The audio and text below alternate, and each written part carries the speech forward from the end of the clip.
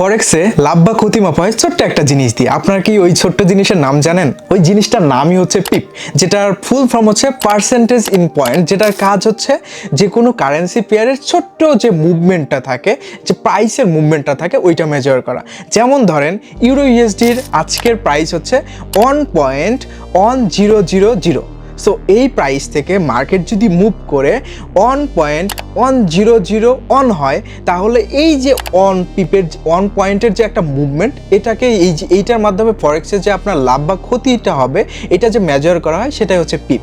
একজন ফরেক্স ট্রেডার হইতে গেলে আপনার এই পিপ সম্বন্ধে কিন্তু একদম ভালো আইডিয়া থাকা দরকার, কারণ এটার মাধ্যমে আপনার ফরেক্সের লাভ বা ক্ষতি আপনি হিসাব করতে পারবেন।